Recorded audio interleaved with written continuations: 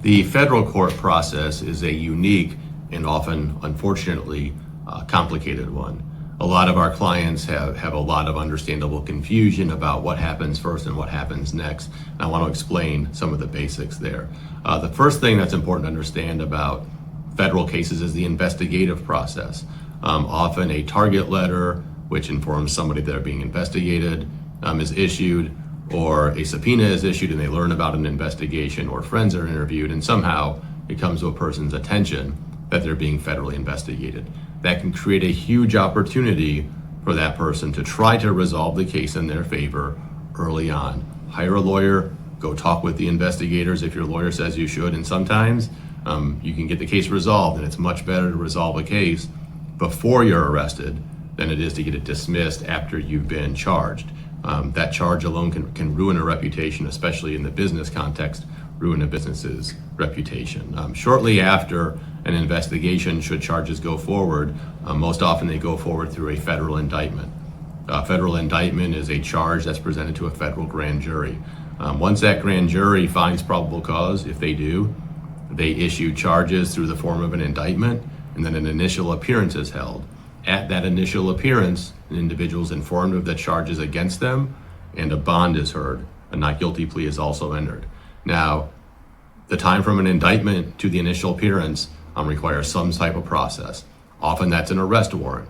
So if the grand jury issues the indictment and the magistrate signs a requested arrest warrant, the individual's arrested, or the magistrate can issue a summons. That's almost always at the request of the prosecutors, the Assistant U.S. attorneys. If a summons is issued, individuals are allowed to turn themselves in and show up at the initial appearance and be seen without an arrest.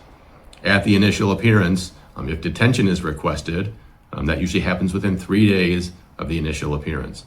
Certain drug charges that carry mandatory minimums or have a certain possible penalty of over 20 years have a presumption of detention. Some gun charges do as well. The judge will take up the bond conditions or the request for bond at that point in time, and the judges consider generally risk of flight and danger to the community.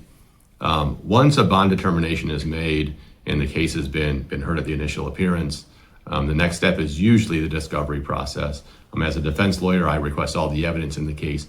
I review that with my client, and if there are motions there to file, motions to suppress, motions to dismiss, or some sufficiency issues with the evidence, we certainly raise those.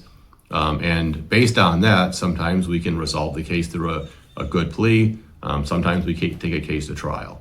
So that's usually a long process. Most federal cases range from 6 to 18 months from the time of indictment to the time of resolution.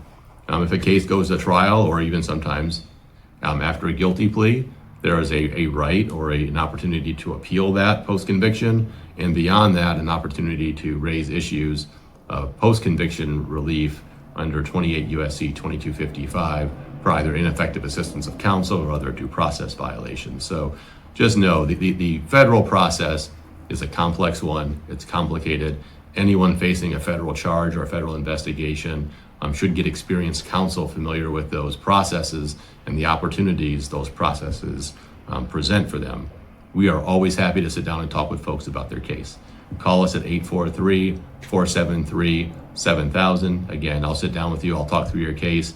We don't charge for consultations, and we're always happy to help.